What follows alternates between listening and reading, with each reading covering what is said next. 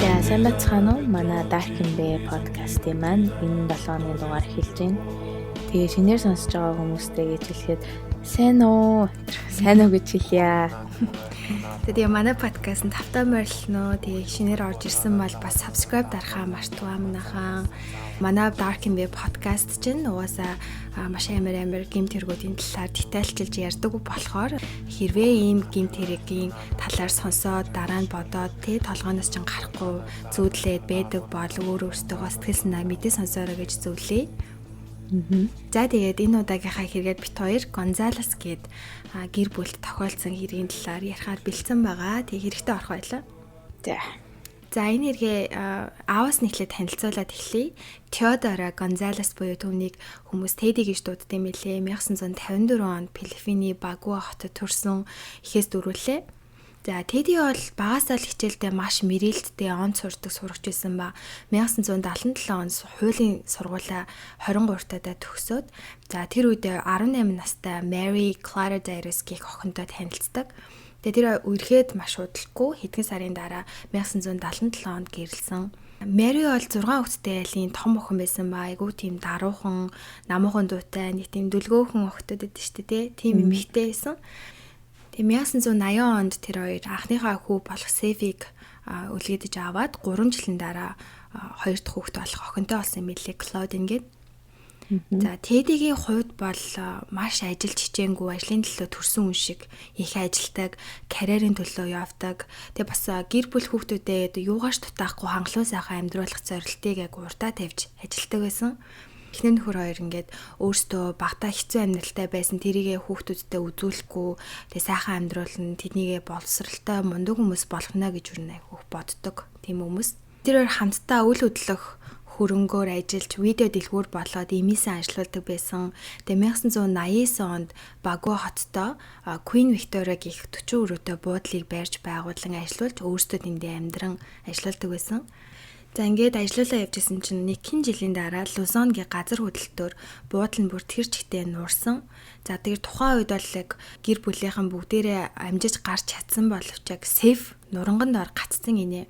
За тэгэхэд аав нь бүр маш хурдан гүйж ороод хүүгээ аварч исэн гэдэг. Тэгээ үүнээсээ хойш тэд нэр амьдралаа бүр ингээд шинээр эхлүүлэх гээд гэр бүлээрээ Австрали улс руу нүүцгээсэн байгаа. Тэндээ Теди очиод хуулийн сургуульд мэргэжил дэвшлүүд сурж төгсөөд өөрийнхөө хуулийн фирмээ T Gonzalez and Associates гэх нэрээр байгуулж цагаачлалын хуульчаар ажиллаж эхэлсэн. Тэгээ бизнес нь эхлээд маш амжилттай явж тэд дунджаас дээгүүр маш боломжийн амьдралтай. Тэгээд Hod Ride гэх газар тийм том хаус худалдаж амьдарч эхэлсэн байдаг. Гэрийнхнэрээ тэд нар бол хоорондоо бол маш ойр дотно. Тэгээд Теди Mary хоёр бол өөрсдөө тийм хатуу католик шүтлэгтэй хүмүүс байсан. Тэгээд тийм хүмүүс ч амар тийм ингээл оо тэгж болохгүй ингэж болохгүй гэсэн тийм зүйлтэй шүү дээ тий. Тэгээд тиймдээ ч одоо хүүхдүүддээ маш өндөр шаардлага тавьдаг байсан. Тэгээд Tiger Parents гэж ярьдэн шүү дээ. Айгуу тийм хатуу эцэг их тийм хүмүүс исэн. Хүүхдүүдтэй хичээлээ сайн хийж, сайн сургуульд орж, сайн ажилтай болохыг маш их хүсч заадаг гэсэн. Тиймдээч хоёр хүүхдтэй хэрэглээнийх нь мөнгөний хангалттай өгдөг. Хүүхдүүд нь суралцж байхдаа ингээ мөнгөний тал дээр бол ямар санаа зовох зүйлгүй бүх анхаарлаа хичээлдээ төвлөрүүлж сурахт нь ингээд хамаг юм бэлдээд өчсөн. Өөрсдийнх нь хүснээр ингээд лонц аваад хичээлдээ мундаг байгаал байх юм бол юу нэг айгу харамгүй бүхний өгөх гэдэг. Тэгээ байшингаа зараад бүр хоёр хүүхэдтэй тус нь байшаа авч өгье гэж хүртэл хоорондоо ярьжсэн юм билээ. За харин одоо хичээлдээ ингээ муу аваад өгөнд нь орохгүй байгаад ах юм бол мөнгө өгөхгүй шүү. Машины чинь хурааж аавна. Ямар ч мөнгө өвлүүлж өгөхгүй гэрээсээ явуулна гэж айгуух айлгадаг байсан билээ. Тэр нь бол маш их хараанда контролтой байлгадаг байсан хүүхдүүдээ. За хүү Сефийн хувьд ярих юм бол 10 жилийнхаа сургуультаа явдаг. Хичээлдээ айгу дургу, сонирхолгүй, харин дуулах айгу дуртай. Тэг хөгжмийн айгу сонирхолтой тийм эрэгтэй байсан. Тэг мэдээж ээж аав нь бол энэ сонирхлыг мэдээж таашаагаагүй. Тэг хүүгээ сурлагын өндөр амжилт үзүүлж хөгжмийн болоо дуулах хүсэл эрмэлзлээсээ татгалзаж яг ангаах ухаан эсвэл хуульчаар одоо сурахыг айгу хүсэжсэн мэлээ. Тэг нөгөө Сеф чинь 10 жилээ төгсөөд University of New South Wales гэх сургуульд ангаахын чиглэлээр ямар ч гэсэн ээж авахаа хэлснээр ингээд сурсан чинь ерөөс энэ тал дээр ямар сонирхолгүй тэгээ бүр ингээд хичээлдээ бүр үнэхээр сонирхолгүй хүүхдүүд дээ штэ. Тэг мэрэгчлэн нугасаа биш юм байна гэд 2 жилийн дараа сургуулаа орхисон байдаг. За тэр үедээ бол ерөөсө дуудлах сонирхолтой ерөөсө хаяагүй нэг Definite Vibes гэдэг хамтлагт орсон. Тэгээд тэндээ дуулдаг. Тэд нар ингээ бүгдээрээ нийлэнгүүтээ Cloud Party мари зохион байгуулж бас хөөрхөн мөнгө төгрөг хийчдэг байсан. Тэгээд тэр хамтлагын хөөрхөн бас фэнүүдтэй бас Safe-д нэг эмэгтэй найзан зориулаад фэн пэйж хүртэл нээж өгсөн байт юм лээ. За тэр фэн пэйж нь болохоор Daisy Diaz гэх эмэгтэй хөтэлдэг. За энэ дээр болохоор энэ дэлхий дээрх миний хамгийн сайн найз бол Safe гэсэн. Пэйж дээр бичсэн интро нь болохоор хэрэг манай пэйж санамсргүй дараад ороод ирсэн бол намайг Daisy Diaz гэдэг би энэ пэйжээ сайн найзтай зориулж хийсэн.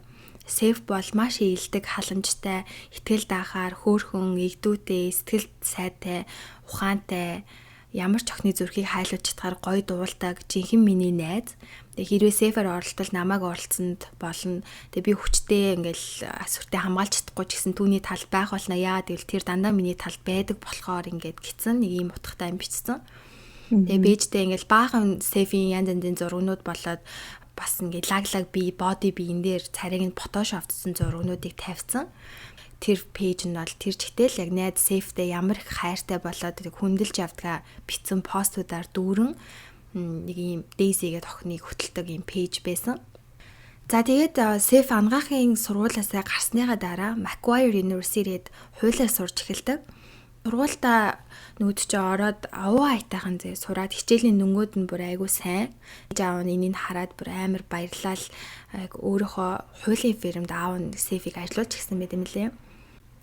Ээж аав нь ногоон Ford фестивал гэд машин авч өгсөн. Тэгээ дугаарыг хүрхэн өөрийнх нь нэрээр SEF 90G гэсэн ингээд тусгай хийлгэж мэлгээд тэг хүүдээ ингээд сайн сурж байгаад нь баярлаад бахархаад бэлгэсэн байгаа байхгүй юу. За тэгээ дүү охин Claudine охины хувьд бол айгүй хичээлээ сайн хийдэг, байнгын л ингээл хичээлээ хийгээ сууж идэг, айгүй нийтэж, яриасаг, өөртөө ихтэй, спортоор хичээлэх дуртай, хоолыг дуртай. Тэгээ сургуулаа төгсөөд ирээдүйд багш болохыг хүсдэг охин байсан. Сургуультаа явж байхдаа нэг 19 настай Крис гих залуутай уулзаж эхлээд үерхэж байсны нь ээж аав нь мэдээж маш дургүй байсан. Хичээл сургуультанд садаа болохоор буруу үлгэр дуурайл болно гэд ер нь хүүгээ ч гэсэн найз охинтой байлхаагаа хүсдэггүй. Зөвхөн хичээл номд анхаарал гэж хүүхдүүдэд заадаг байсан. Тэгээ сүултээ нөгөө хоёр чинь салах гад ээж аав нь шууд Claudine Melbourne хот руу авах хичлөө амьдруулах гээд бүр нүүлгээд явуулцдаг байгаа.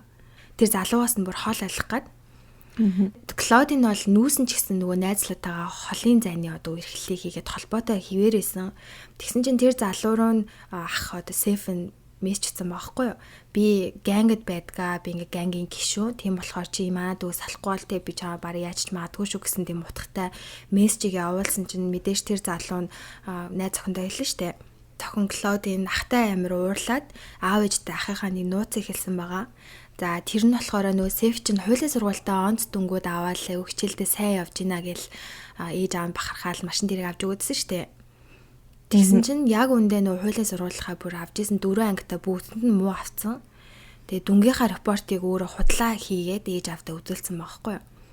Тэгээ бас өөрөөс нь 4 насаар их ч охиндоо үерхчихсэн. Тэгээ энэ бүгдийг ингээ ээж аав нь мэдээд бүр хүүдээ бүр амар уурлаад үерхэж байгаа охиноосоо сал гээл мэдээж бүр яг охиноо хэлсэн шиг айгу ууралж исэн. Тэгэл хүүдээ тэ чи хичээл номоо анхаарахгүй ингээл найз охин бохин ингээд ахаан бол би чамд ямар ч мөнгө төгрөг өгөхгүй, машины чи хураагаад аав шүү. Ерөөсөө мөнгө төгрөг өвлүүлж өгөхгүй, ер нь ингээд гэрээс ингээд баг яв гэл. Тэгээ амар ингэсээр хагаад нөгөө Safe чи найз охиноосоо салаад тэгээ нөгөө найз охин нь бас салахтаа бол нэг Safe нэг тийм сайн мэн байгаагүй, эрхтлээ нэг тийм сүртэй хүлээж аваагүй шууд салаал X-тэйгээ нийлээд явцсан. Харин Safe болохоор тэр охинд айгүй амар хайртай л байсан юм шиг лээ. Тэгээ байнга нөгөө бодоол бит хоёр эргээд удахгүй нийлчэндээ гэж бодоол идэг. Бас тэр охиндоо сүүн зүйлд хүртэл авцсан байсан байт юм лээ. За ямар ч гэсэн гэрийнхэн амьдрал нэг иймэрхүү байсан. Одоо яг алга болсон өдөр буюу 2001 оны 7 сарын 10-ны өдрийн талаар яриа. Тэр өдөр Claudine охин болохоор баяр тохоогоод Мельбурноос гэртээ ирсэн байсан. Тэгээ 2 өдрийн дараа сургуультаа эргээд буцах байсан болохоор өдөржингөө ерөөдөө хичээлээ хийгээд суужсэн. Тэгээ аав ээж хоёр нь өглөөдөө бол яг өөр өөртөөгөө машинаа унаад ажилдаа явцгаадсан.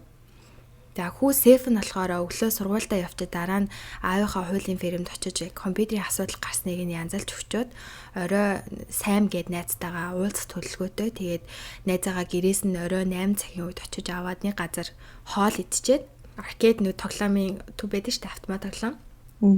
Тийм төв дээр очиж найзтайгаа очиж тоглож моглож цагийг өнгөрөөж аваад орой 11 цагийн үед дуусаад найзаагаа гэрт нь буулгачаад гэрийнхаа гадаа яг оройн 11 цаг 30 минутаас 11 цаг 45 минутын үед гэрлөөгөө орсон гинэ. Тэгээ орсон чинь гэрийнх нь хүчгсэн байгааг олж мэддэг. Тэгээ 11 цаг 48 минутанд яг түргэн тусламж руу Сэф ингээл амар уйлал залхаал би ингээ гэртээ ороод ирсэн чинь манай ээж аваа буудалчихсан юм шиг байна. Тэгээ би дүүгээ ерөөсөө олж чадахгүй байна гэд хэлсэн. Тэгээд мэдээж түргнийхэн аав ээж чинь буудалцсан байна гэснүү гэж яг асуусан чинь яг мэдгүй ямар ч хэсэн бүр амар их ингээд цус алдсан байна гэд дуудлаа өгчөнгүүтээ Сэф гэрээсээ гүйж гараад хөршийнхээ хаалгыг бүр ингээд амар нүдээ сэрийгээд тусламж өгсөн. Тэгээ манай аав ээж хоёр ингээ хүчгсэн байна гэснээр яг хөрш Джон гэд ирэхтэй болоод Шейн гэд бас нэг өөр хөрш эмэгтэй нэгээд хоёр хүн гарч ирсэн. Тэгэнгүүтээ нөгөө нэг хөрш Джон болохоор та ингээ манай гэрлөө бараг ороод хартай манай ээж хүчсэн байна гэж хэлсэн мэй л дээ Сэф. Тэгсэн чинь яг гэрлөө нь орж чадахгүй ингээд айнгуудаа эргээд нөгөө тэр хүн гэрлөөгөө оронгуудаа цагдаа нэмж дуудсан юм лээ. Гадаа тэр Шейн гэд хөрштөө Сэф ингээд хөсчээсэн чинь Сэф гинт байжснаа би ерөөсөө ээж аавда CPR хийж өгч болох юм байна штэ магадгүй одоо аим орчих юм билүү гэл гүгээд орсон юм байна л та. Тэгээ нөгөө Шейн нэмтэй чинь дагаад гэрлэн орсон. Тэгсэн яг нөгөө гэрлэн оронгуудаа магадгүй тэгээ тэр алуурч нь гэрт нь нуугдчихж магадгүй гэж айгаад тэгээд эргээд гарсан юм лээ. Тэнгүүт яг нөгөө хоёр хөршин яг цагдаа нар иртэл гэрийн гадаа ингээд зогсож байгаа байхгүй юу. За ингээд цагдаа нар ер нь ирсэн чинь 46 настай Теодора Гонзалес нь үүднийхээ өрөөнд шалан дээр маш их цус алдчихсан хэвчижсэн. Тэгээ 43 настай эхнэр Марин болохоор том өрөөнд нь бас л маш их цус алдсан байдалтай. Хүнсний дэлгүүрээс цуглуулсан хүнсээ барьцсан орж ирэхэд нэг алуурчин Марин руу дайрсан байдалтай барьж явсан хүнснийх нь бараанууд нь хажуугаар нь тарчихсан байсан. Тэгээ цагдаахан яг ирээд гэр дотор нь алуурчин нөөж байгаагүй шалгасан чинь мэдээж хинж байгаагүй. Тэгээ хэргийн газрыг яг харахад Тэди Мэри хоёрын бие доод давхарт дээд давхарт нь лөө гарахад бол 18 настай Клодийн охин өрөөндөө амар их тусаалтсан. Тэгээ дээгүүр нэг юм дуулаан хувцас нөмөрчсөн гэж байжсэн. Тэгээ Сэф нөгөө анх түргэн дуудахтаа ээж аав маань ингээд буудалчихсан юм шиг байна гэж хэлсэн штэ. Яг шалгасан чинь юусоо буудалаагүй хутгалуулж хүчгээсэн байдаг. Тэгээ Тэди аавын хувьд болохоор багцаар 12 удаа хутгалуулсан байсан ба ихэнх шархан бүслэгнээс дээшээ. Тэгээ уушиг зүрхэн тушаа хутгалцсан, гүрээний тараагаар суудсан таарсан, тэгээ сээр нуруунд гимтсэн бас гар уруунаас нь харахад өөрлөм дайрчсан этгээдтэй өөрийгөө хамгаалт тэмцэлтэй ч одоо авсан дэм гарандаа шарахтай байсан. За ээж Маригийнх нь хувьд болохоор нүүр, нуруу, цээж, хэвлээ хэсэгтээ хутгалуулсан, бас л алуурчиндээ тэмцсэн гэсэн мөртөө гарандаа шарахтай. Тэгээ хоолойн тушаа 6 см урагдсан иймэрхүү байдалтай. За охин Клодиныхаа хувьд болохоор ээж аавсаа бүр илүү харгасаар алуусан байсан. Клодины борохоогоор ч юм уу, бейсболын цохиур ч юм уу нэг тийм зүйлээр хүчтэй цогсноос болоод галын яс нь цуурсан. Хоолойг нь боосон, бас 5 удаа хүзүүрөнд хутгалсан, 2 удаа биеийн эсгэлүүнд хутгалсан юм байдалтай. Тэгээд яг Клодийн охины 4 цагийн орчимд алуусан гэсэн дүгнэлт гарсан ба ширээн дээр нь номнууд нь дэлгэдэй байсныг харах юм бол хичээлээ сууж байгаа дайралтанд төртөж алуусан байх гэдэг юм лээ. Марин болохоор ажилласаа 4 цаг 50 минутын үед гарсан. Тэгээ ажлынхаа үнийг гэрт нь замаараа буулгачаад дэлгүүрээс хүнсээ цуглуулчаад гэрлөөгөө орж ирсэн. Тэгээ алуурчин нь яг гэрлөөгөө яг Мэри орж ирээд том өрөөрөөгөө орж яхад нь дайрж алсан гэдэг. За Тэдигийн хувьд болохоор ажлаасаа 6 цаг 20 минутын үед гарсан. Гэртээ арих зандаа гэрлөөгөө 2 удаа залгасан боловч ерөөсөө хариу байгаагүй тасарсан байсан. Тэгээ гэртээ орж ирэнгүүт нь шууд дайрсан. Одоо үүднийхээ өрөөнд дайраад алсан байдаг түүнийг. За гэрт нь алуурчин нь яг арьс өнгөний үзлэр тийм үдсэн ядсан тийм үг бичсэн мэсэн нь fuck of Asians KKK гэд бичсэн үгийг цэнхэр цацардаг будгаар хан дээр нь бүр амар томоор бичээд үлдээсэн байдаг. За ингээд цагдаагийнхан байшинг ингээ шалгаж байх үед яг гэрийнхнээсээ ганцаархныг амьд үлдсэн мэдээж Сефиг харсан чинь байшингаа гадаа суудсан, ихэр татан уйлж исэн. Яг түүнээс мэдүүлэг авахд яг намаа гэртээ ирэх үед 2 хүн гэрээс нь гарч гүйж байхыг харсан. Тэгээд араас нь хөөе гэсэн яг хитрхи хоол тэгээ алдчихсан гэж хэлдэг. Тэгээ цагдаа нар танаа гэрийнхнийг ингээд Сефээс асууж байгаа хгүй юу? Үзээ аддаг ч юм уу, ямар нэгэн зүйл ингээд хийчихээр өшөөтэй хүн ч юм уу, энгийн бус зүйл ингээд тохиолдсон уу гэж асуусан чинь өчтөр орой нэг зүйл болсон гэж. Тэг Клодийн дүүгийнх нь 18 насны төрсөдөр болоод тэд нэр хоолнд орсон юм байлээ. Тэгээ хоолнд орчоод гэрлүүгээ машинаа бариад бүгдээрээ явж итэл нэг машин хурдтай хажуугаар нь зүрхтөө Bloody Asians гэж ойрлцоод урд нь гараад ингээд яваад өгсөн гэж Сеф хэлдэг. Тэг үүнийг сонсоод яг цагдаа нар энэ магадгүй нэрээ Азууд болохоор айрсан өнгөөр үндэс сугсаагаар нь ялгуулж гадуурхаж ийм хэрэг хийсэн байх магадaltaй юм байна гэж ингээд бодсон. За ингээд байшингийн мэдээж сайтаа шалгаж исэн. Тэгээд яг яаж орж ирсэн, ямархуу байдалтай байгаа нь мэдээж шалгасан чинь алуурч яг орон байрны худалдаа их зорилгоор орж байх гэсэн тийм улмөр байдаг. За тэр нь болохоор Мэри болоод Тэдигийн барьж авчихсан цөнхнүүдийг нь тодорхой нэгжээд онгойлгочихсон. Тэгээ дотор байсан зүйлсийг нь гаргаад ингээ хажуугаар нь тараацсан. Тэгээ гэрийнх нь уцын холбоог нь бүр ингээ тасалчихсан. Тийм болохоор нөө Тэди чинь гэрлүүгээр ирж захта гэрлүүгээ залхахад ерөөсөө уц нь холбогдохгүй байсан гэсэн штэ. Уцын тасалсан байсан. Хуцны шүүгэнүүдийг ингээ бүгдийг ер нь бол ингээ онгочих маягтай ингээ онгойлгоцсон зүгээр хаалгын. 6 жижиг нохоотой байсан мэлээ тэдний гэр нь. Тэгэхээр тэр бүх нохоонуудын нэг өрөөрөө ороод төгжсөн байгаа хгүй юу. Яг энэ хэргийг харах юм бол хэрэгтэн тэднийг нохоотой гэдэг мэддэг. Ер нь гэрийнхний айгуу сайн таньдаг хүн эсвэл байшинд нэгээ зүгээр ороод ирдэг тийм хүн байх магадaltaй гэсэн таамагийг гаргадаг. За хичнээн орон байрны хулгай хийх гэж оролцсон гэж харагдуулахыг одоо хүсэж хамаг эмээнэ өнгөч шүүгийнх нь хаалгыг онгорхоо орхисон ч гэсэндээ цагдаагийнхны гаргасан дүгнэлтээр энэ бол яг хулгай их гэж байсан гэж харагдуулахаар албаар ингээд хамаг эмэнд хараачихсан байна гэдэг. Тэгээ ямар ч одоо үнэтэй зүйлүүд нь алдагдаагүй, Мэригийн үнэт эдлүүд зөндөө байсан. Тэгээд алга болоогүй. Мэригийн төрөвч нь гэхэд $300 бэлнээр байжсэн. Тэдийн ихт болохоор $700 бэлнээр байсан ч аюусаа алга болоогүй. Шүүгэнүүдийнх нь хаалга онгоосон ч доторх зүйлүүдийг нь юусоо оролтоогүй. Тэгээ Тэди Мэри хоёрын нөө биеийн хэсэгт байх одоо эд зүйлс нь хажуу аваар ингээ хаягдсан байсан нь алуурч өөрөө яг тэднийг асныхаа дараа албаар тарааж тавьсан маягтай тийм байсныг олдог. Тэгээ гэрлүү нь яаж орсныг шалгасан чинь галтгооны угаал дүрийн дээр байх тэр цонхны доторх нэг торон хаалт идэв штэ. Тэр хаалтын нөө салгаж аваад гадаа хийсэн. Тэгээ яг тэр хүн энүүгээр орж ирсэн гэж юу хүмүүст харагдуулахаар ингэ тавьсан байсан боловч яг галтгооных нь тавиур дээр гаднаас хүн орж ирсэн гэсэн ямар ч тийм хүний гутлын мөр байгаагүй. Тэг ер нь бол ингэ худлаагаас энэ хэсгээр орж ирсэн гэж харагдуулах гэж оролцсон гэсэн үг. Тэгэхээр өөр газраар орж ирсэн боловч ер нь ямар ч чир хаалга цонх эдрийн эвдэрч орж ирсэн шинж тэмдэг байгаагүй. Аллага ингээд ер нь яг тооцоолоод үзэхээр өдрийн 4 цагаас 7 цагийн хооронд болсон байгаа хгүй юу. Тэгэхээр алуурчин бол зөвхөн орон байрны хулгай хийх гэж орж ирээгүй, харин гэрт нь маш тайвнаар ингээ хүлээж агаад гэрийн гишүүдийг нь яг баг орж иртэл нь хүлээгээд нэгээр нь алсан баг. Тэгээ дээрэс нь бас нэг юм байсан нь нойлын өрөөнийхөө нөө шүвшүрний карантинд ингээ шинхээ ингээ тусалсан ус байсан. Тэрийг үзэх юм бол алуурчин сүулт Тэдийг алчингуудаа шүвшүрт орж бие угаа зайлж одоо гэрт нь хэсэг байсан болж таардаг. За аллах хийхдээ хэрэгсэн зэвсэг нь болохоор бейсболын одоо цохиур байх магадaltaй тийм цохиураас гадна 2 хутга байсан. Тэр хоёрын болохоор гэрийнхэн галтгооноос одоо хамгийн урт хутгийг ингээд сонгоод авсан байгаа байхгүй юу. Тэгэхээр энэ бол цагдаа нарын хувьд бол маш тийм одоо с ิจ гтэй утахгүй зүйл санагдсан. Яа тэгэхээр тэр алуурчин хэрвээ анханасаа тэдний гэрт хулгай хийх гэж болоод тэднийг алах гэж төлөвлөж ирсэн бол мэдээж ингээл бэлтгэлтэй ирнэ штэ. Ямар ч бэлтгэл байхгүй, юу ч байхгүй, галтгооноос нь очиж хутга аваад аландаа гэсэн тийм бодлоор ирэх юм бол тэр чинь бас амар ингээд эрсдэлтэй зүйл.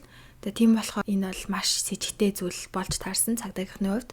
Тэгээ тийм болохоор яг цагдаагийнх энэ нэрийг хийсэн хүн бол нэг бол эдний гэрийнхнийг айгүй сайн мэддэг, эсвэл гэрлүү нь орж чаддаг хүн л гээд гаргаад байгаа хгүй дүнэлтэй. Хэргийн газрыг шалгаж байхад одоо маш их цус алдсан шүү дээ. Ээж аав ингээл охин мохин. Тэгэхэд тэнд нэг цустай гутлын мөр байсан. Тэрийг бол мэдээж цагдаагийнхны, түргийнхний сейф болоод хөршийнх нь одоо бүгднгийнх нь гутлын мөртөд тааруулсан боловч юусоо таараагүй. За дээрс гутлын шалгаад үзсэн чинь UK 7 ярдмарын гүйлтийн үдээсгүй пүүзэсэн. Тэгээ хуршүүдээс нь яг тэдний ингээд гэрт хэрэлдэх ч юм уу, хашгирах ч юм уу, тэг ямар нэгэн сэжтэй дуу аваа гарсан уу гэдгийг тодруулсан чинь ерөөсөө тийм сонсоогүй гэсэн ч яг тэр өдөр нь яж хахад амар тийм дуу цахилгаантай бороо орсон их салхитай өдөр байсан мэлээ. Тэг хэрвээ яг үнэхээр дуу муу гарсан бол магадгүй сонсоогүй байх айгүй магадлал өндөртэй. Ингээд алга гарсны дараа өдөр нь Сефиг цагдаагийн хэлцээр мэдүүлэг авахаар авчирч мэдүүлгийг авсан чинь хэлэхдээ за тэр өглөө сургуультай Сефи авчаад аавынхаа ажил дээр очиж тусалчаад найзтайгаа 5 цагт уулзах төлөвлөгөөтэй байсан ч найз нь 8-д уулзъя гэж хойшлуулснаар энэ хооронд аавынхаа ажлаас гэрлүүгээ явсан. За замдаа ээж рүүгээ гар уцлуун болоод гэрлүүгээ залгасан боловч юусаа хариу байгаагүй. Тэг гэртээ 6 цагийн үед ирсэн гинэ гэрийнхаа гадаа. Гэрлүүгээ харсан чинь ямар ч ингээ гэрэл байхгүй чимээгүй болохоор хинч байхгүй маань гэж бодсон. Тэгээд гэрийнхаа гадаа бороо орчихсон болохоор жаал ингээ машиндаа суугаад бороо жоохон намжихыг хүлээж суусан. Хүлээж сууж ирснаа гэрлүүгээ орохоо болоо. Тэг өөрийнхөө нэг найз нь Kingsford гээ гудамжинд буюу гэрээс нь 30 минутын зайтай газар нүүж ирснийг санаад найзандаа очиж зочлохоор шийдсэн. Гэвч яг одоо энэ тал дээр айгу сонин зүйл нь тэр найзынхаа ерөөсө гэрийн аягийг яг тогтсон гэрийн аягийг ерөөсө мэдхгүй, утасныхын дугаарыг мэдхгүй. Тэнгүүд ингээ зүгээр л Kingsford гэ гудамжинд тэр хавцаа ингээ нүүж ирсэн гэдгийг сонссон гингүүтээ зүгээр шууд харлаган ингээд хаахаар явсан бохоггүй машинаа бариад. Ингээ хайж явсаар адил 8 цаг нь болцсон. Тэгээ нөгөө Сэм гээд найзтайгаа уулзах цаг нь болоод гэрт 8 цаг 15 минут очиж найзаагаа очиж аваад орой ол идээд тоглоомын дүү орчоод ингээ орой 11 цаг 45 минутад гэртээ ирсэн гэж хэлсэн. За тэгээд 7 сарын 13-нд буюу одоо гэрийнх нь алууснаас 3 хоногийн дараа хэвлэл мэдээлэлээр энэ хэргийн талаар бүр ингээл амар шуугж эхэлсэн. Тэгээ Сеф хэвлэлийн баг хурал зохион байгуул зурагтаар гэрийнхнийг нь алсан алуучныг гарч ирэхийг хүсэж, шудраг осыг хүсээд хэрэгтнийг олоход туслах хүнд 100,000 долларыг амласан байдаг. Ингээд хэвлэл мэдээлэлээр хин алуурчин байх уу гэдэл ингээл янз янзын таамаг гарч исэн. За энэ таамагуд нь болохоор Теди аавынх нь хуулийн фирмтэй холбоотой шуу гарч исэн. Тэр нь Теди яг гэнгийн гишүүдтэй холбоотой тэдэрэн түүнд яг ийм зүйл мөшөөтэй ч юм уу те нэг зүйл нь болохгүйсэн болоод ийм зүйл хийсэн байх гэсэн таамаг бас Азууд болохоор магадгүй арьсын үнийн үзлийг айгу тийм racist хүмүүс тэднийг алсан ч байх магадaltaй гэсэн. Бас хажуугаар нь тэдний гэрийнхэн чинь нөө дунджаас дээгүүр айгу дайгуу амьдралтай шүү дээ тий. Тийм болохоор ингээд ямар ч хамаагүй одоо мөнгөний төлөө ч юм уу тий хууль бус эсвэл янз бүрийн хүмүүстэй асуудалтай байсан биш магадгүй. Тийм болохоор тэднийг алсан байх магадгүй гэсэн иймэрхүү таамгууд гарч исэн. Тэди чинь цагаачлалын хуульчтэй. Тэгээ нөө Австрали руу цагаачлж ирж исэн тийм Филиппин хүмүүст бичиг баримт авч өгөх гээд тийм цагаачлалын албар руу тэдний виз хүссэн шалтгааныг худлаа хэлсэн гэж шүүхэд дуудагдчихсан байдаг өмнө нь. Гэтэ яг тэр шүүх нь бол яг Тэдийг за буруугүй худлаа мэдүүлэг болж таарад зөвөр өнгөрсөн байдаг. Тэгээ бас хид хідэн хүнээс Тэди бичиг баримт авахт нь туслана гэж мөнгө авсан. Тэгсэн нөгөөдөлийнх нь визнийхаа аппликейшнаа ингээд татгалцсан чинь мөнгөний буцааж өгөөгүй. Тэрнээсээ болоод хид хідэн хүнтэй маргаантай байсан. 2001 онд яг түүний фирмд нь ажилтдаг нэг ажилтнаа Тэдигийн өрөөндөө маш ууртай хүнтэй уцаар ярьж байгаа сонссон. Тэгээ Тэди уцаар ярьжсанаа fuck you гэж амар орилсон гинэ.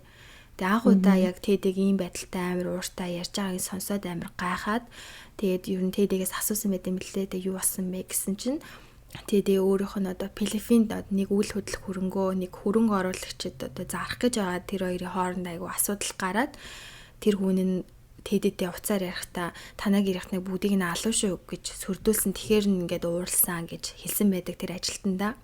Тэдэ бол яг энэ тал дээр нэг тийм амар том serious-аар хүлээж хандаагүй. Яагаад тэр уус тэр хүн Филиппинд байгаа юм чинь ингээд зүгээр л тэр үедээ уурлал өөрийг нь занал хийлсэн л гэж үтсэн гэсэн тэр тухайн үедээ. Тэгээ Сеф 13-нд хэвлэлийн баг хурлаа хийчээд гэр бүлийнхаа нэгтлэн дээр очсон байдаг. Тэгээ очиж яг өв залгамжлалынхаа талаар асуугаад тэгээ ээж аавынх нь ер нь хөрөнгө хичнээн их байна гэд асуусан чинь Австрали болохоор 1.5 миллион, Филиппинд болохоор 1.3 миллион доллар байсан тэднэрт. Тэгээ ингээд мэдээж гэрийнх нь бүгдээрээ насварсан учраас бүгдээрээ л Сефэд ер нь өвлөж очихоор. Гэтэ яг ээж аав нь тэг гэрийнх нь бүгдээрээ насварсан болохоор тэр процесс нь бол тийм хурдан явагдахгүй, маш удаан явагдана. Тэгээд хэрэг мэрийг ер нь шийдэхтэл ерөнхийдөө ингээд мөнгө нь шууд сейфэд очихооргүй байсан. За ингээд Teddy, Mary болоод Claude-ийн охины оршуулгын 7 сарын 20-ны өдөр болсон. Тэгээд Holy Spirit Catholic юм сүмд болсон байгаа. Тэгээд нийт 300-аад тэднийг таньдаг гэсэн хүмүүс ирсэн. Тэгээд Seth бол гэрийнхэндээ хэлгүүгээ хэлдэг шүү дээ. Тэрэн дээрээ хилжингүүтээ Mariah Carey-гийн дуулсан One Sweet Day гэдэг тийм дууг ганцаараа дуулсан байт юм лээ.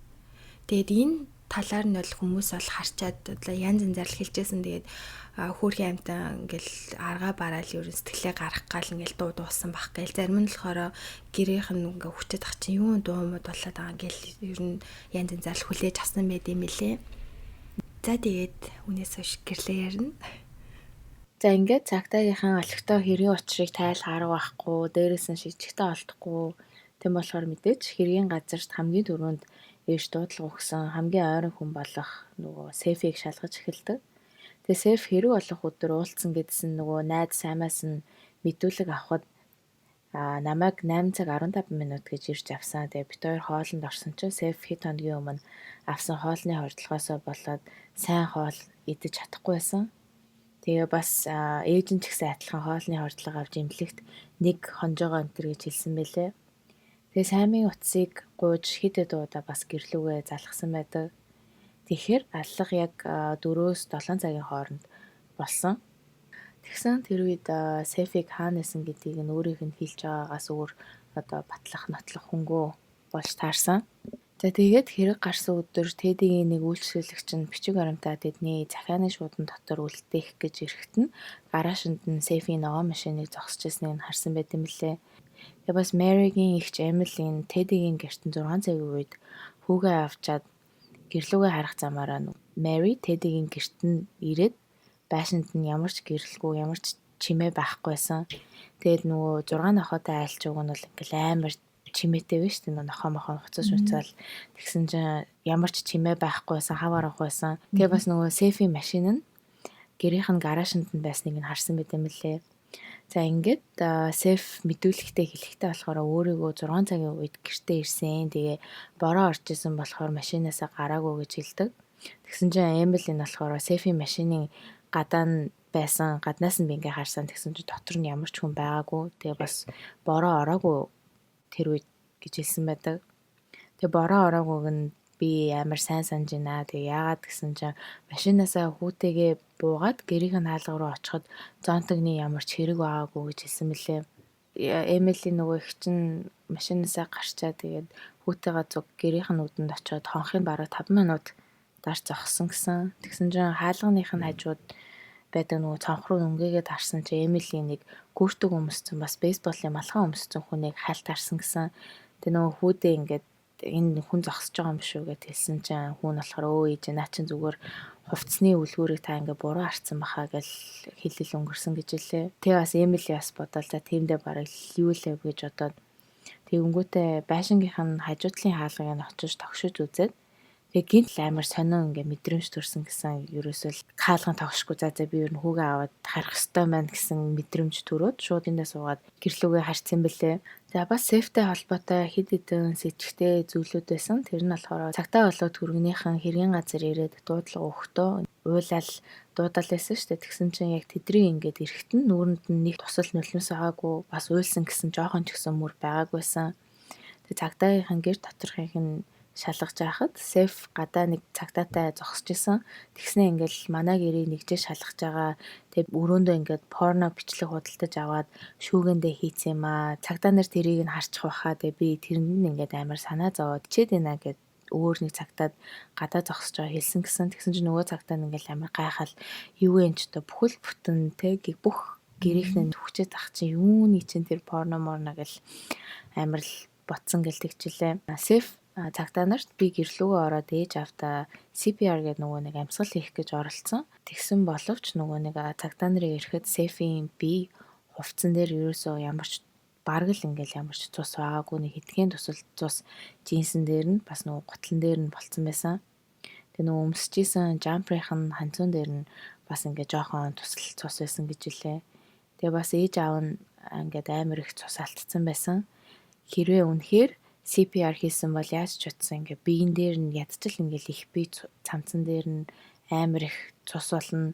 Тэгсэн чинь ерөөсөн ямар ч цус байгаагүй. Тэгснэ тэрийгэ тайлбарлахдаа болохоор гадаа бороо орж исэн болохоор миний хувцсан дээр байсан цус ингээд нороод арилцсан. Тэгээ бас цус болцсон байсан гараа нойтон өвсөн дээр арчцсан гэж хэлдэм билээ. Бас өрөөнийх нь хувцсны шүүгэнээс нь өмнө хэлжсэн шүү дээ. Английн 7 арц марын гүйлтийн пүүцний цустай мөр болцсон гэд. Тэгсэн шүүгэнээс нь бас яг л ингээд Английн 7 арц марын пүүцний хайрцаг нь олцсон боловч дотор нь пүүц нь олтоогүй. Тэгээ тэрийг нь сейф тайлбарлахдаа наадах чинь миний пүүз шээ манай авнаата чинь Филиппинд байдаг манай үеэл давсан. Тэгээ пүүзийг явуулсан гэж хэлдэг. Тэгэл мэдээж үнэхээр л пүүзийг явуулсан бол хайрцагтай нь явуулна үсттэй. Тэгээд хайрцгаар нь тэгээд хаяасаа хайрцгаар яах гэж байгаа. Тэгээд дотор нь пүүз нь байхгүйсан. Тэгээ бас нөгөө сейфийн нөгөө найз сайн нэлэхтэй болохоор сейф дандаа машинда юмээ яаж мэдхүүгээд өөрийгөө хамгаалах бейсболын цохиор авч явдаг гэдгийг цагтаа нарт хэлсэн. Нөгөө нэг дүү Клодин нь болохоор толгоор нь ингээд бейсболын цохиур шиг юмар цогсон байх гэдсэн штэ. Тэр нь нөгөө нэг сейфийн машиныхан гараажнд байсан бейсболын цохиур ахал гэж боддсон билээ. Тэгээ тэрийг нь машиныг ингээ бас шалгахад тэр цохиур нь байгаагүй. Ингээд ер нь сейфийг маш ихээр цагтаа нараа сэжиглэж эхэлдэм билээ. За тэгээд сейфийг дахин цагтаагийн хэлцээр дуудаж яг тэр өдөр хизээ ирсэн, юу харсан болсон гэдгийг нь хэлээчээ гэд мэдүүлэг авахд сейф гэртээ ирээд гэрийнхнийгээ ямархуу байдалтай байсныг нь дүрсэлж хэлэхдээ ямар ч одоо ингээд төгсөн, гунсан, сэтгэл санаагаар унсан, шинж тэмдэггүй амар тайвнаар ингээд дахин дүрсэлж хэлжсэн. Тэг ер нь тэгэл тийм амар хэрэг дахин дүрсэлж хэлнэ гэдэг чинь их хүмүүс ингээл амар хүнд штэ тэ сэтгэл санаа нэггүй болол ингээл луулах ч юм уу жоохон пауз авч байгаа л ярин тэгж яах чинь сейф бол зүгээр амар тайвнаар хэлсэн. Тэгээ сейфийг эрэхт хоёр хүн гэрээс нь гараад гүйсэн гэдгийг дахин хэлсэн ч цагтаа тэрийг нь үнэн хэлснийг шалгах гээд байшин руу нь очиж үзэхэд худалдаагаасаа хэлсэн болох нь мэдэгддэг. Тэгээ өөртөө одоо цагтаа нартай сейфийн өмнөөс гаражнаасаа гараад гүйж үтсэн ч юм уу гүйж үсэхт нь хүн харагдах нь үгүй гэдгийг нь очиж үзсэн юм шиг үлээ. За тэгээд саймыг хэлснээр чиний машиндаа авч явчихсан бейсболын цохиур чинь ингээ хаанаа гам бэ гэд асуусан чинь мэдхгүй надаа одоо л байхгүй би одоо яаснаа мэдхгүй сайн мэдхгүй л гэж хариулсан билээ. Тэг гэр бүлийнхэн хамаатан садан болон сейфийг таньдаг найз нөхөд гэ зөндөө хүмүүсээс түүний яг ямар хүн болохыг ингээ асуусан чинь сейф бараг л нөгөө нэг pathological liar буюу худлаа ярих өвчтөе хүн болж таарсан. Бүр бараг бүх хүнд худлаа юм ярьж явдаг. Тэгэл хэлэхтэй болохоор би такондогийн ингээл амар мэрэгжилтэн, би харуул хамгаалалтын компанитай, бас дээрээс нь би кикбоксing дэлхийн аварга. Тэгэл би ингээл хуульч өөрийн гэсэн үйл хөдлөх хөрөнгөтэй. Тэгэл ажиллаараа байнгын ингээл Нью-Йорк очдог, байнгын Нью-Йоркод уулзалттай байдаг. Тэгэл бизнесийн хэлэлцээр хийгч. Тэгээ бас эрэгтэй нэг хамтлагийн менежер нь тэгэнгүүт хөгжмийн студиотой гэрээ хийсэн хөгжмийн амарлаг продюсер.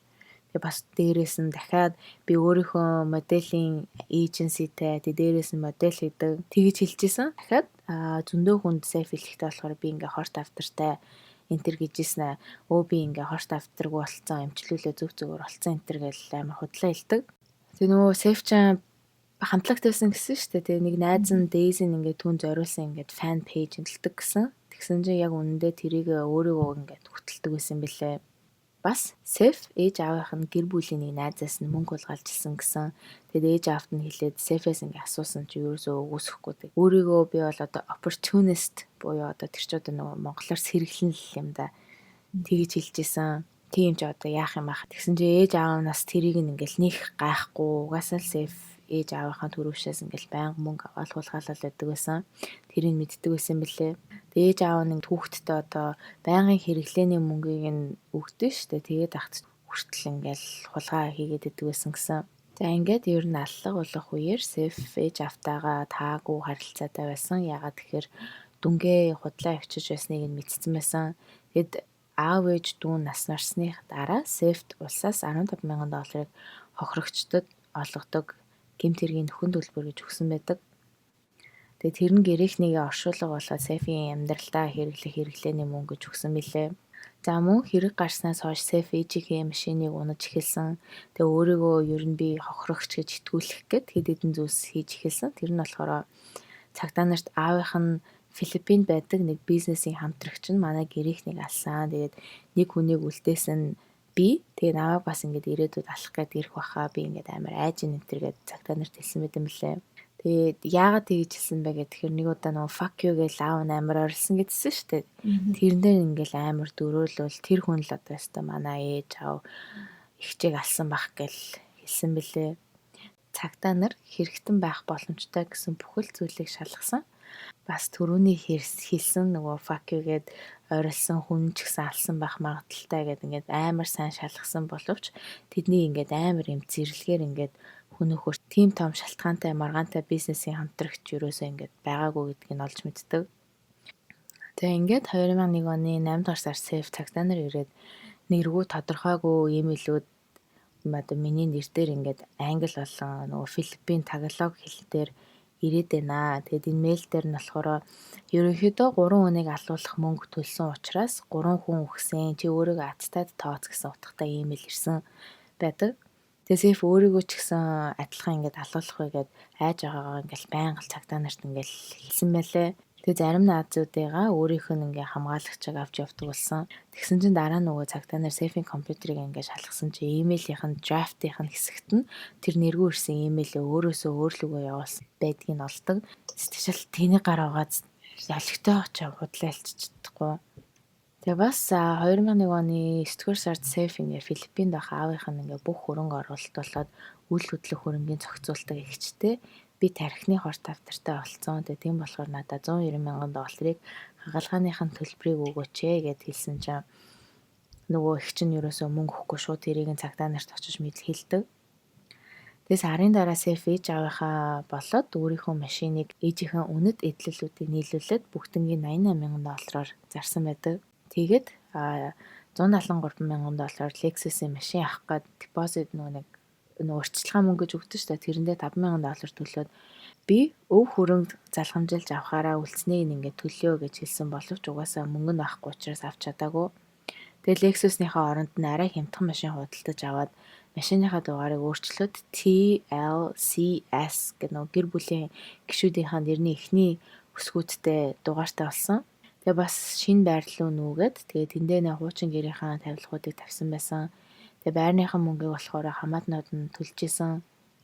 Тэгээ яагаад хамаатнууд нь төлж исэн бэ гэхээр болохоор намайг цагтаа нар амар тийм аюул төртөж магадгүй гэж хэлсэн болохоор ингээд би нүүгээд надад тэгээд тусламж хэрэгтэй байна. Тийм болохоор та нар ингээд надад мөнгө өгөөч ээ. Байрны мөнгөнд мөнгө өгөөч ээ, туслаач ээ гэж хэлээд хамаатнууд нь төлж исэн мэлээ.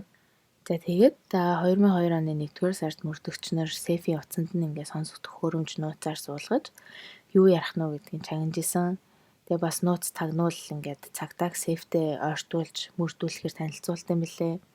Тэгээ нөгөө нууц цагтаа сэфийг ингээд кофе шоп байхад нь очиж хувцсаж ирсэн нэр амар гоё харагдаж байна.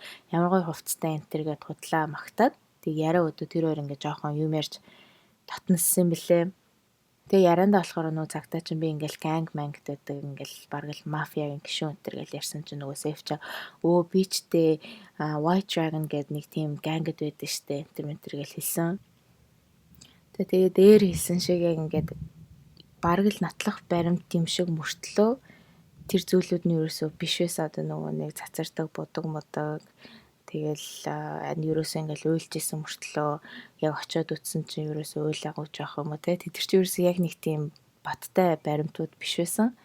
Тийм болохоор л ерөөсөө энэ цагтаагийнхан янз бүрийн undercover өөр цагтаа энэ төр явуулж мавуулал хэргийг ингээ сэфийг өөрөөр нь хүлээлгэх гээд цагтаагийнхан сэфийн зурсан зургийг бас олдог. Тэр нь гэрээхийн давхруудыг зурсалж зураад аав ээж дүүн яг ингээ хаана өгснийг нь заагаад зурсан.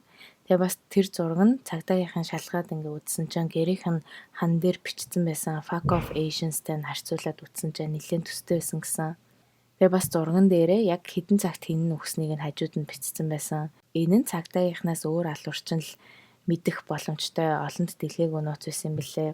За 1-р сарын 10-нд нэг найзтайгаа уцаар ярьж байхдаа би тэр өдөр яг юу хийснээ худлаа хэлцэн гэж хэлдэг. Тэгээ цагтаагийнхан сэфээс энэ талаар нь асуухад яг үүндээ би аавынхаа ажлаас 4 цагийн үед гараад машина гэртээ тавьчаад ойрхон байдаг бензин колонк руу явсан. Тэгээ тэндээсээ такси дуудаад Chatswood гээд нэг гудамжны тэнд байдаг эмсийн хүрээлэн рүү явсан. Тэгээ тэр хавьд нь хин нэгэн машиныг минь таньж авахыг гэхээс сэргийлээд би гэртээ машинаа үлдээсэн гэж хэлдэг. Тэгээ манай гэрийнхэн намайг хүнтэй унтчихснийг ерөөсөө мэдэхгүй. Тэгээ тийм болохоор би гэрийнхнийхээ нэр төрийг унгаахыг хүсээгүй. Тэгээ манай гэрийнхэн намайг хүнтэй унтчихснийг мэдэхгүй. Тийм болохоор би гэрийнхнийхээ нэр төрийг унгаахыг хүсээгүй учраас энэ үннээ нууцлсан гэж хэлдэг. Тэгээ нөгөө эмсийн хүрээлэн рүү орж нэг эмэгтэйг авсан.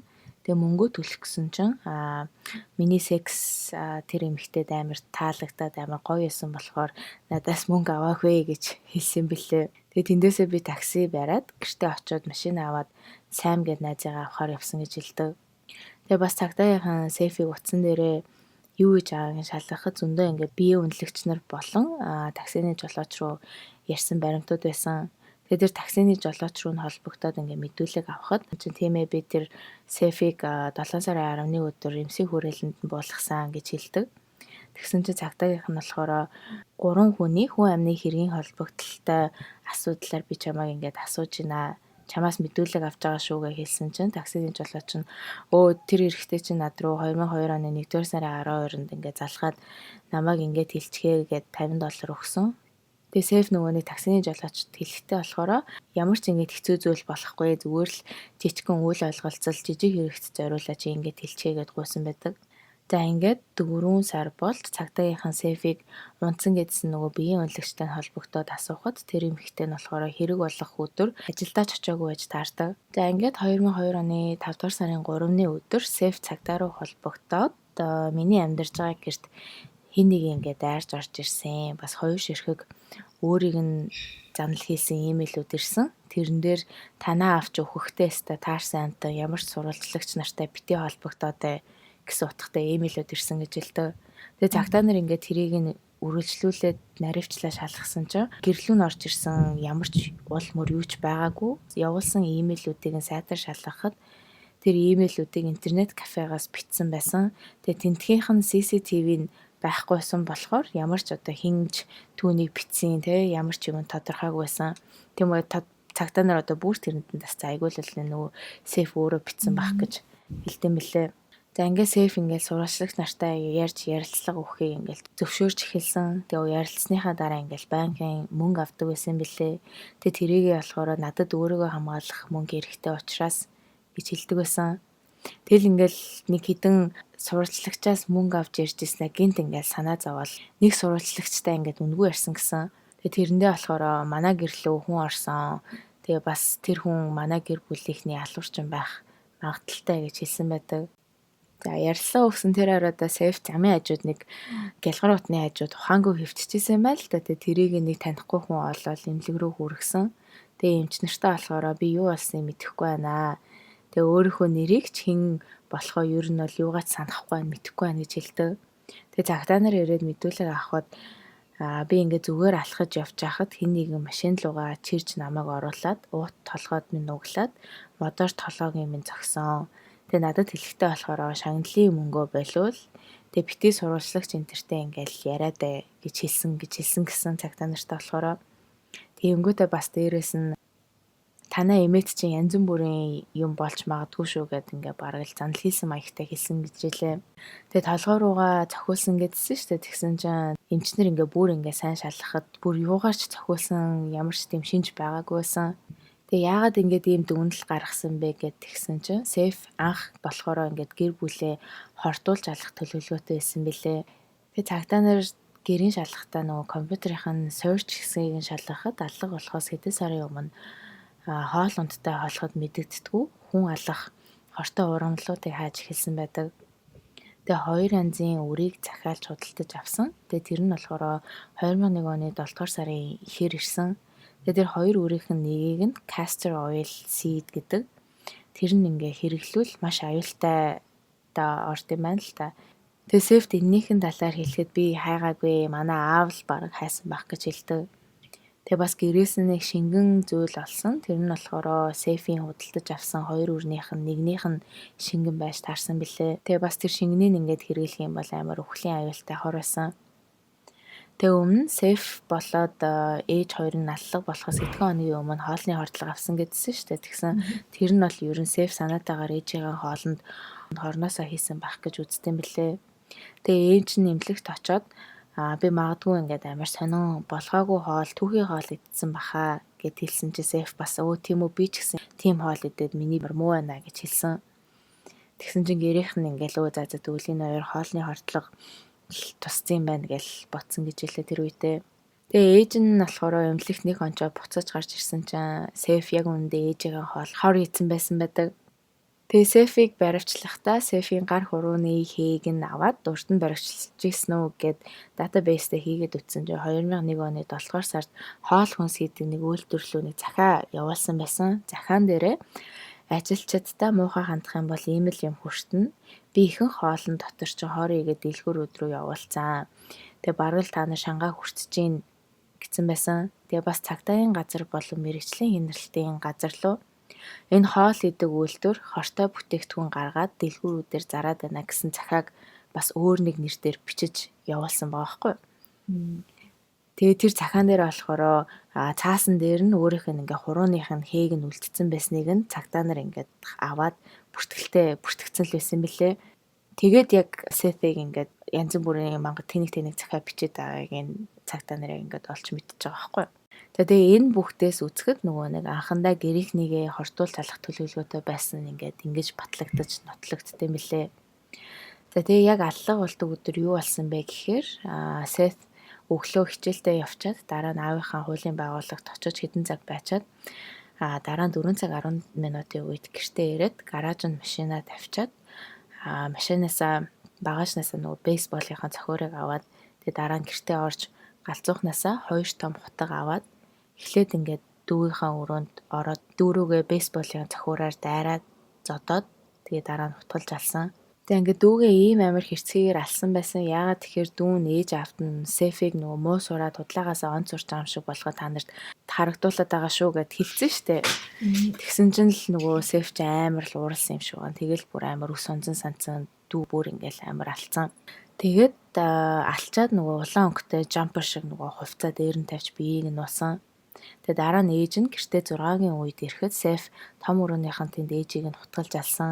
Дараа нь аавыгаа эрхийг нь хүлээж авах зурт нь нөгөө аавыг чинь хальт хүүхдтэйгээ ирчээд явцсан штэ. Тэгсэн. Тэгээ дараа нь аав нь гэртээ орж ирсэн чинь Сэф шууд аав руугаа дайраад хутгалж алсан. Тэгээ аавыгаа алчаад Сэф усанд орчоод хэргийн газрыг албаар ингээ хулгай орж Аазуудыг үзэн ядагчд хийсэн юм шиг болох гэж оролцсон. Тэгээ цэнхэр өнгийн цацардаг нөгөө будгаар хан дээр нь бичсэн гэсэн чинь нөгөө нэг fuck of Asians гэсэн байсан. Тэрнийх нь жоохон өнгө нь ингээд өөрийнх нь яг өмдөн дээр наалцсан байхыг бүр амар тусгай мэрэгчлийн хүмүүс рүү явж шалгуулсан чинь яг тэр будг нь олж таарсан. Бас Сэфийн гэрийнхнийгээ алчаад бүх аллах хийчээд нөгөө хэрэгэлсэн эд зүйлсээ аваад бүгдийг нь хайсан. Тэгчээд 8 цагийн үед нөгөө Сайм гээд найзтайгаа уулзчаад хоолнд орчоод явж тоглоом тоглосон. Гэдгийг ингээ бүгднийг олж мэддэг.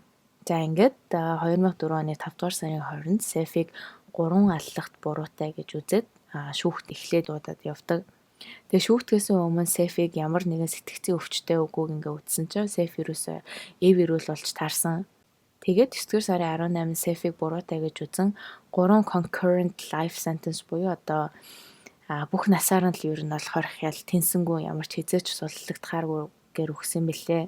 Тэгээ нөө алга болсон гэрээг нь нэг ингээд залуу худалдаж авсан бэлээ. Тэрийг нь болохоор $725,000 худалдаж авсан бэлээ. Ерөөсөө амар тийм юм юу басныг мэдсэн байж ш тэгээд худалдаж авсан. Тэгээ нэг өнөөдрийн маань хэрэг нэг иймэрхүү хэрэг байна. Энэ хэрэг тэгээд тухайн үед бол маш их сенсацийг тарьж исэн. Тэгээд ээж аав нь хэлсэн шүү дээ Tiger Parents гэдэг хүүхдүүдэд бол маш их контролддог. Хэдий бас контроллоо хэдий ээж аваагаа бүр алтлаа ингэж үзэн ядан одоо ална гэдэг бол үнэхээр байж боломгүй. Мэдээж ээж аав чинь бас угаасаа л юу наазууд ихэнх одоо ээж аав чинь тийм мэдэн штэ. Тэгэл хичээлээ амар сайн игээдээ тэр найз охин найз залуу малуу одоохондоо бол хэрэг байхгүй сайн сураад хичээлээ төгсөөд лаг бод ажил мэргэжилтэй болоод ингээ явал гэж ер нь хүүхдээ ер нь сайн санжил ер нь хэлж байгаа штэ. Тэгэхэд бол тэгээд хүүхд нь бол бүр ингээд бас угийн над миний худлаа бүр амар худлаа ирэх юм бүр донтоо гэх юм уу. Тийм алхам тутандаа бараг худлаа ирж идэг л юм хүү байна. Тийш дээ. Тэр одоо юу вэ? Такондогийн авраг, кикбоксing улсын авраг тэгснээ music producer тэгснээ юу ч үлээ security компанид шиг ёо. Тэр фэн пэйж медиа хүртэлтэй өөр хүн болд бичиж байгаа гэхээр бүр ямар одоо бараг сэтгцэндээ юмтай биш байсан ч гэсэндээ ер нь бол ясыг эрүүл юм биш л санагдаж. Тэстэ жинхэнэ ертөнцийн өрөн байсан багс тэ өөрийнхөө ертөнцтэй ингэж амьдардаг ёо. Тэгээд ингээл хин таарсан амир гимүү царайд байгаа зураг мөргийг харахад хөөрхий хүүл гэж баг харахаар тэгэхэд бол бас цаана аим шигтэй бүр хэдэн сард гэр бүлийнхнийгаа алах гэж төлөвлөж ийсэн хортой урамлууд нь 7 сард ирсэн гэхэр чинь яг алга болохоос хэдэн хоног өмнө ирсэн байхгүй. Тэгэхээр бол үнэхээр амир асар хоригдох нь л ингээд зүг байна. Харин тэ. Тэгээ бас ингээл хэдий ээж аав ингээл амар контролд чижсэндээ бас нөгөө хүүхд чинь өөрөө гэсэн үзэл бодолтой өөрөө гэсэн ертөнцтэй байгаа шүү дээ. Тэгэхээр бас бүх ингээ хүсэл эрмэлзлийн хориод тэжээ дуулж болохгүй хүчмөр явахгүй зөвхөн энэ наангаах юм уу хуулиар яв гэл ингээл амар шамдуулаад ахаар бас айгу хэцүү байсан гэж магадгүй. Тэгэл найз охинтой байхгүй, найз хөвгөнтэй байхгүй бол хоёр хүүхдээ зөвхөн хичээлээ гэж бүр ингээд харч нөгөө хүүхд чинь бүр ингээд өөрөө бүрсүүлдэ тэсгээ байгаад ч юм уу бас тэсэрсэн байх магадaltaй харагдсан. Тэгэхээр одоо ингээд тал бас тунгийн тааруулж бас хүүхдээ өсгөхтэй захирах одоо тийм тал дээр анхаарах хэрэгтэй юм болов уу санагдсан. Тэгээд нэг ийм одоо энэ зүйлээс болоод алдсан нэг ийм аимшигтай гэр бүлийн түүх байлаа.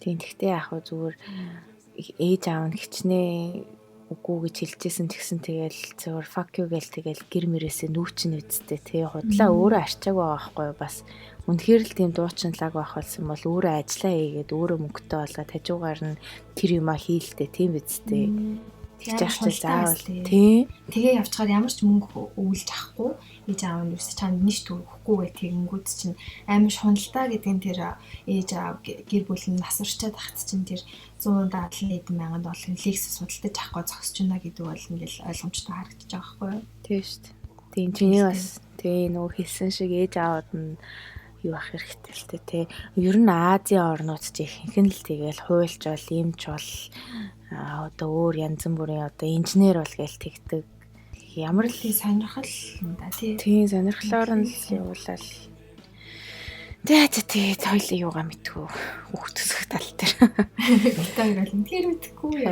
за тэгээд та нар минь сонссон бол subscribe-а дарахаа мартав лайк-а дарахаа мартав дараагийн хаваар за баярлалаа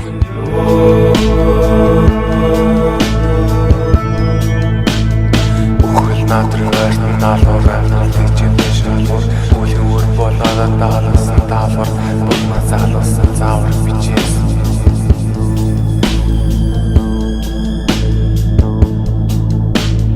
Өхөл натргаш налуураа тэгчээ шалгуур үеүр болоод даалсан даавар болма залуусан заавар бичээс тэгчээ таавар бичээс